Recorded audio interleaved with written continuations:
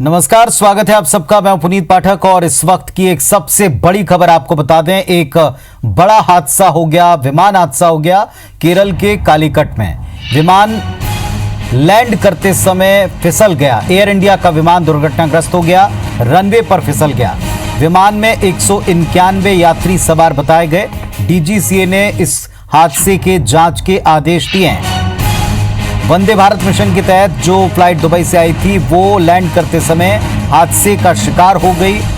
Air India का विमान दुर्घटनाग्रस्त हो गया। बोइंग 737 था और ये 2 टुकड़ों में टूट गई फ्लाइट। और इसके बाद अब यहां हेल्पलाइन नंबर भी जारी कर दिए गए हैं। हेल्पलाइन नंबर पर यात्रियों को लेकर डिटेल मिल सकते हैं। राहत और बचाव कार्य तेजी से चल रहा है। पायलट की मौत की खबर मिल रही है। विमान हादसे में पायलट की मौत की खबर है। डीजीसीए ने इस हादसे के जांच के आदेश दिए हैं। केंद्रीय गृह मंत्री ने भी बचाव कार्य को तेजी से करने के लिए कहा है, निर्देश दिया है। हेल्पलाइन नंबर टीवी स्क्रीन पर हैं। ये हेल्पलाइन नंबर जारी किए गए हैं। डीजीसीए ने जांच का आदेश भी दे दिया है। तो केरल में एक विमान हादसे का शिकार हो गया। लैंड करते समय फ्लाइट रनवे पर फिसल गई। 191 यात्री इसमें सवार बताए जाते थे और डीजीसीए ने अब इसके जांच के आदेश दिए कि क्या हुआ है, किस वजह से हादसा हुआ है। पायलट की मौत की खबर है। यात्रियों को लेकर हालांकि अब तक पुख्ता तौर पर कोई खबर नहीं मिल पा रही है।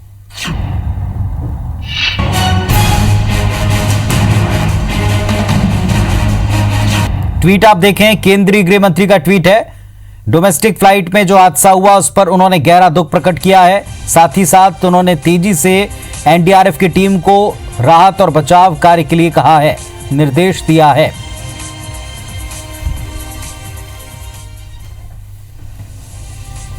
तो एनडीआरएफ की टीम को राहत और बचाव कार्य के लिए कह दिया गया है। यह ट्वीट आप देख रहे हैं अमित शाह का, केंद्रीय गृह मंत्री का।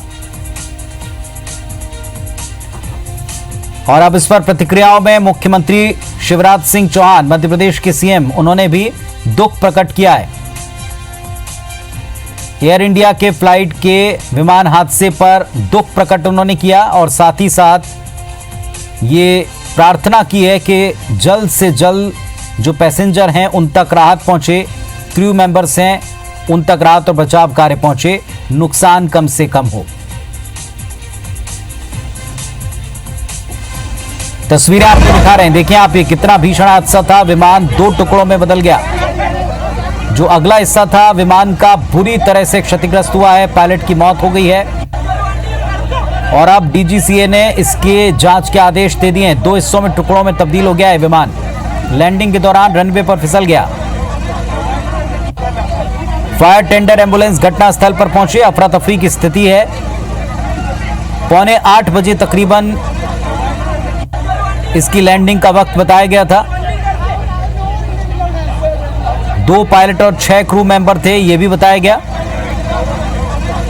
और तेजी से अभी राहत और बचाव कार्य जारी है।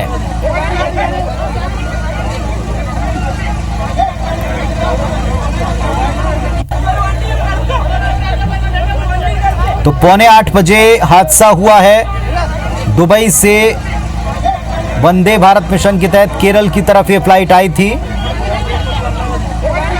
और हादसे का शिकार हो गई। हादसे की क्या वजह है इसका पता लगाया जा रहा है।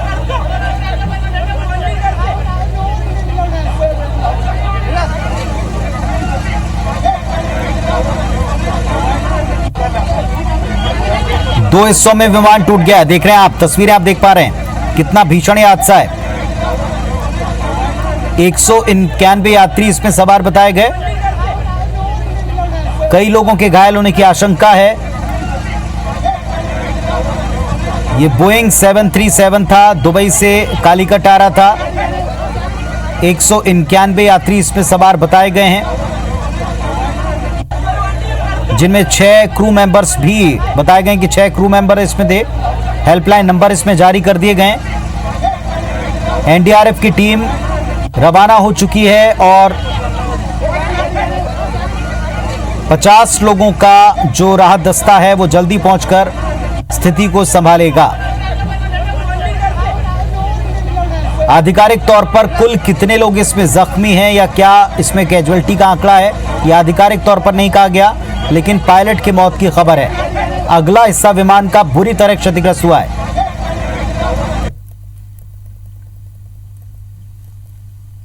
विमान दो हिस्सों में टूट गया और बुरी तरह से जो अगला हिस्सा था वो उसका क्षतिग्रस्त हो गया। देखें आप तस्वीरें।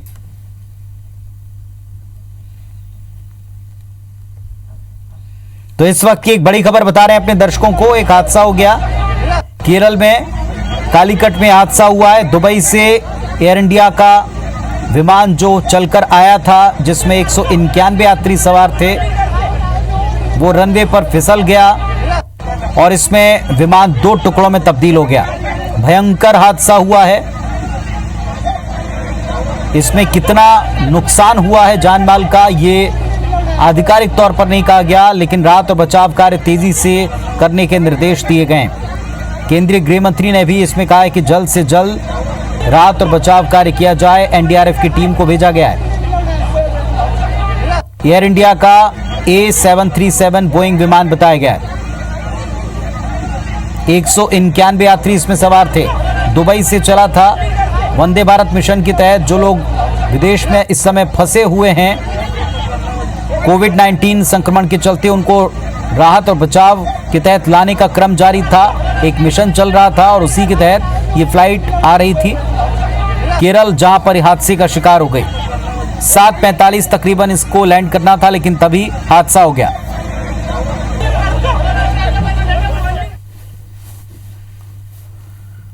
तो हादसे से जुड़ा अपडेट हम आपको देते रहेंगे। फिलहाल मध्य प्रदेश की खबरों पर आते हैं।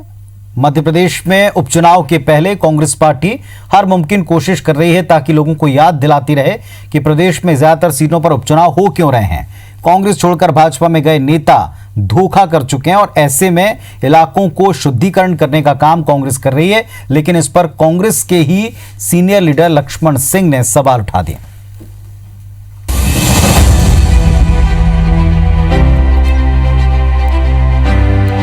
पवित्र गंगा नदी का जो जल घरों में शुद्धिकरण के लिए इस्तेमाल होता है, अब उसके जरिए प्रदेश की सियासत का शुद्धिकरण किया जाएगा।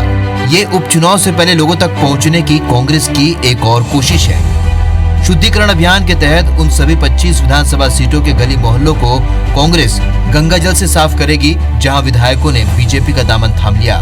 दरअसल इस अभियान के जरिए कांग्रेस मतदाताओं में ये संदेश देना चाहती है कि किस तरह से इन विधायकों ने मतदाताओं के साथ धोखा किया है।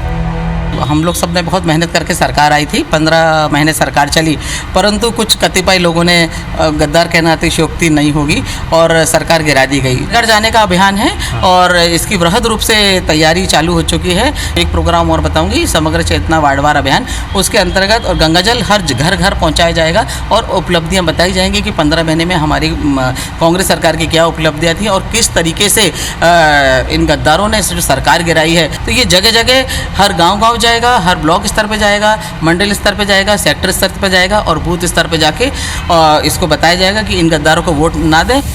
वैसे कांग्रेस की इन कोशिशों पर उनकी ही पार्टी के नेता सवाल खड़े कर रहे हैं। कांग्रेस विधायक लक्ष्मण सिंह ने कहा है कि राम भक्ति दिखाने और शुद्धिकरण से कुछ नहीं होगा, जिस पर पूर्व मंत्री सज्जन सिंह वर्मा ने पलटवार करते हुए कहा है कि ये आधुनिक युग के लक्ष्मण हैं, उनकी विचारधारा अलग है।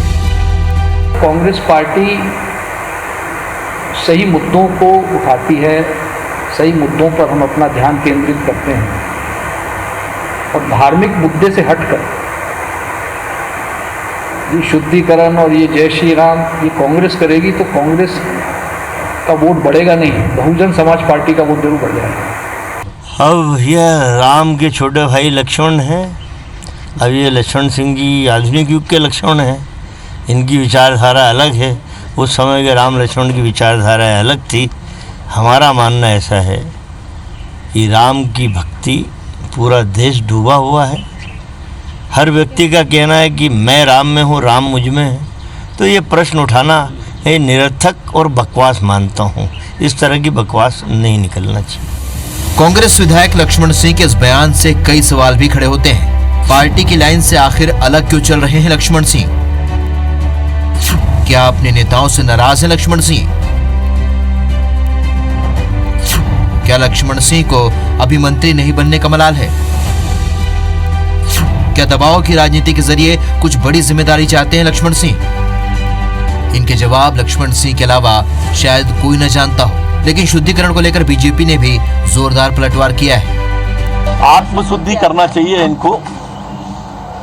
वास्तव में वो जो कांग्रेस है उसको शुद्ध करके गए, अब इनको स्वयं का शुद्धिकरण अभियान चलाना चाहिए। वो तो पहले से ही शुद्ध है। देखो, गंगा जल तो उनको 10 जनपद से उसको धोना चाहिए, इनके कार्यालय उनको धोना चाहिए। यही वो कांग्रेसी लोग हैं जिन्होंने इसको शुरुआती दौर से इसका विरोध किया था, और मुझे लगता है गंगा जल से तो उनको धोना चाहिए। वैसे इसे आप अगले कुछ दिनों में प्रदेश में होने वाली राजनीति का संकेत मान सकते हैं, क्योंकि प्रदेश में अभी 27 सीटों के उपचुनाव होने हैं, जो दोनों पार्टियों के लिए काफी अहम है, क्योंकि जो भी पार्टी इनमें जीत दर्ज करेगी सरकार उसी की रहेगी। इंदौर से दीपक यादव के साथ सुधीर दंडोतिया, IBC 24 भोपाल। मुख्यमंत्री शिवराज सिंह ने कहा कि मध्य प्रदेश हर क्षेत्र में आगे रहकर देश में अलग उदाहरण पेश करेगा। आत्मनिर्भर भारत के तहत आत्मनिर्भर मध्य प्रदेश के लिए पिछले 4 महीने में किए गए प्रयासों को और ज्यादा व्यवस्थित स्वरूप दिया जा रहा है, और इसी उद्देश्य से वेबिनार श्रृंखला शुरू की गई है। उन्होंने कहा कि आने वाले 3 साल में मध्य प्रदेश को आत्मनिर्भर बनाने के लिए एक बेहतर रोड मैप की आवश्यकता होगी, जो वेबिनार में विद्वानों से मिले सुझाव और मंथन से तैयार होगा। वेबिनार के पहले दिन भौतिक अधोसंरचना के तहत विभिन्न क्षेत्रों में विचार विमर्श किया गया। सीएम ने कहा कि आत्मनिर्भर भारत के पैकेज को क्रियान्वित करने में मध्य प्रदेश ने सक्रिय प्रदर्शन किया है। उदाहरण के लिए मध्य प्रदेश स्ट्रीट वेंडर कल्याण में देश में अग्रणी रहा है। कोविड-19 की परिस्थितियों में कुछ बड़ी कंपनियां देश में आ सकती हैं, इस दिशा में प्रयास किए गए हैं। मध्य प्रदेश में इन कंपनियों का निवेश होने से आर्थिक क्षेत्र में परिवर्तन आएगा। उन्होंने कहा, महिला सशक्तिकरण, व्यापार, उद्योग, वाणिज्य, स्वास्थ्य, शहरी आवास, रियल एस्टेट के क्षेत्र में अधोसंरचना का विकास किया जाएगा।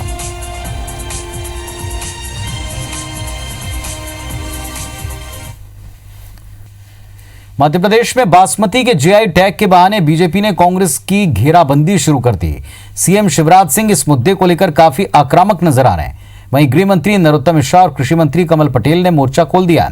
बीजेपी इसे किसानों के परिश्रम का अपमान बताकर उपचुनाव में मुद्दा बनाने की तैयारी में है, तो मध्य प्रदेश कांग्रेस ने अपनी ही पार्टी के पंजाब के मुख्यमंत्री से किनारा कर लिया है। शिवराज सरकार ने 8 साल पहले पूर्व केंद्र सरकार के पास आवेदन कर राज्य के लिए बासमती चावल के उत्पादन का जीआई टैग मांगा था। इस बीच पंजाब के सीएम कैप्टन अमरिंदर सिंह ने प्रधानमंत्री दफ्तर को पत्र लिखा और बासमती के जीआई टैग पर पंजाब का दावा किया। देखो, हर जगह दो मुही नीति कांग्रेस की रहती है। क्या है कि हंसना और गाल फुलाना दोनों एक साथ नहीं हो सकता। बासमती चावल में मध्य प्रदेश के किसानों के साथ खड़े हैं और समर्थन पंजाब की सरकार के अमरिंदर सिंह जी का विरोध किया नहीं है आपने। ये क्या किया है आप?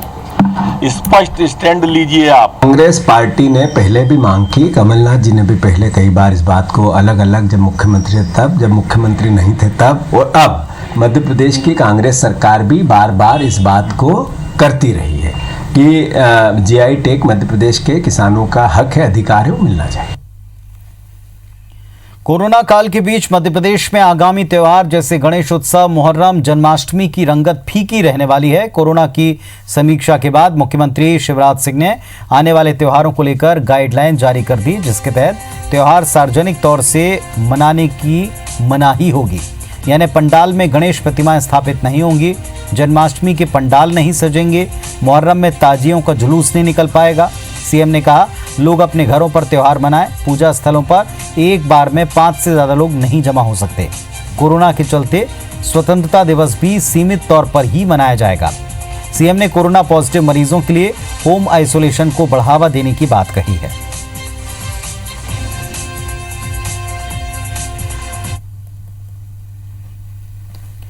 भोपाल शहर शनिवार को अनलॉक रहेगा। सरकार के निर्देश के बाद भोपाल कलेक्टर अविनाश लवानिया ने इसका आदेश जारी कर दिया। इसमें लिखा है, भोपाल में शनिवार को लॉकडाउन प्रभावशाली नहीं रहेगा। दुकानें रात 10 बजे तक खुल सकेंगी। रात में 10 बजे से सुबह 5 बजे तक कर्फ्यू रहेगा। रविवार को लॉकडाउन रहेगा।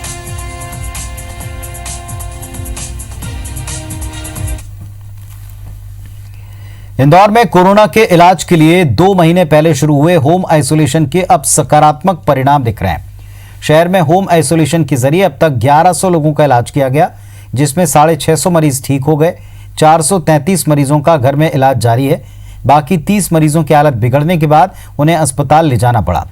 प्रदेश में पहली बार इस मॉडल को इस्तेमाल किया गया।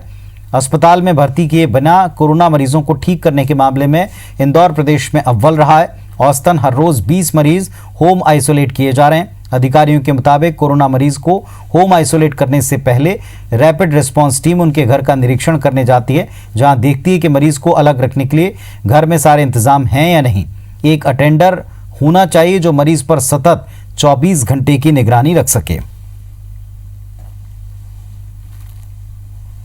1150 अभी तक हमने होम आइसोलेट कर दिया है और वीडियो कॉल के माध्यम से उनसे बात करते हैं। उनको कोई दिक्कत तो नहीं, इस तरह के पूरा उनका कंसल्टेशन डॉक्टर द्वारा किया जाता है और उनको लाइव ये बोला जाता है कि पल्स ऑक्सीमीटर की रीडिंग लगा के हमको दिखाई जाए। तो इतनी रेगुलर मॉनिटरिंग हम कर रहे हैं और साथ ही साथ उनकी काउंसलिंग भी कर रहे हैं। इस वजह से ये एक मॉडल एक बहुत अच्छे मॉडल के रूप में उभर के आ रहा है। एक तरफ देश प्रदेश में कोरोना संक्रमण बेकाबू होता जा रहा है, तो दूसरी तरफ संक्रमण को रोकने में वैसी गंभीरता नहीं दिख रही जैसी पहले दिखती थी। कोरोना लॉकडाउन के बाद हुए अनलॉक के शुरुआती दौर में बैंकों के हर एटीएम बूथ पर हैंड सैनिटाइजर रखे जाते थे। सुरक्षा गार्ड्स तैनात किए जाते थे ताकि लोग सोशल डिस्टेंसिंग का पालन करें और अपने कार्ड मशीन में स्वैप करने से पहले और बाद में हाथों को सैनिटाइज कर लें। लेकिन अब जब कोरोना संक्रमण बेकाबू है तो ये दोनों इंतजाम एटीएम बूथ पर कहीं दिखते ही नहीं। किस तरह के हालात हैं, हमारे सहयोगी बता रहे हैं। मध्य प्रदेश के साथ साथ जबलपुर में भी कोरोना का बेकाबू होता संक्रमण लगातार चुनौती बना हुआ है और ऐसे में ज़रूरत है कि जिम्मेदार उन स्थानों पर वो इंतजामात करें ताकि संक्रमण फैलने ना पाए। मसलन जो एटीएम बूथ है वहाँ पर सैनिटाइज़र्स की अवेलेबिलिटी होना चाहिए और साथ साथ सोशल डिस्टेंसिंग का पालन होना चाहिए। लेकिन कोरोना काल में पहली बात तमाम जो एटीएम बूथ हैं वहाँ सोशल डिस्टेंसिंग का पालन जो है वो अमूमन यहाँ पर किया नहीं जाता। इस वक्त भी मैं एक बैंक के एटीएम में मौजूद हूँ। यहाँ पर 2 लोग मौजूद हैं, 2 मशीन यहाँ पर हैं और जानने की कोशिश करूँगा। मैंने देखा यहाँ सैनिटाइज़र्स की उपलब्धता नहीं है। आपको लगता है कि यहाँ सैनिटाइज़र होना चाहिए ताकि जो कंटेमिनेशन है वो फैले ना? हाँ, होना चाहिए, उसके लिए वो ज़्यादा ज़रूरी है। तो वी नीड सैनिटाइज़र्स, उसकी बहुत ज़रूरत है। देखिए यही कमोबेश हालात हैं। आप देख सकते हैं कि अगर कोई शख्स यहाँ पर आकर अपना कार्ड स्वैप करता है और उसके बाद यदि सैनिटाइज़र यहाँ पर नहीं होगा और यदि कोई कंटेमिनेटेड है, दोबारा कोई आकर ऐसे में संक्रमित हो सकता है। और ऐसे में ज़रूरत इसी बात की है कि एटीएम बूथ पर भी तमाम तरह के इंतजामात किए जाएँ ताकि बेकाबू होते संक्रमण को रोका जा सके। कैमरामैन सतीश सराठे के साथ विजय पांडे, IBC 24 जबलपुर। सिंगरौली जिले के सरई थाना क्षेत्र के निवास चौकी पर पदस्थ एक एएसआई का ऑडियो वायरल हुआ, जिसमें एएसआई पी वर्मा फरियादी को गाली देते पैसों के लेन देन की बात कर रहे हैं। लॉकडाउन के दौरान एक परिवार निर्माण कार्य कर रहा था और इसी को लेकर पहले तो एएसआई जेपी वर्मा ने फरियादी को फोन पर धमकाया, बाद में पैसा लेकर मामला सुलझाने की बात की। ऑडियो वायरल होने के बाद एसपी ने जांच की बात कही है।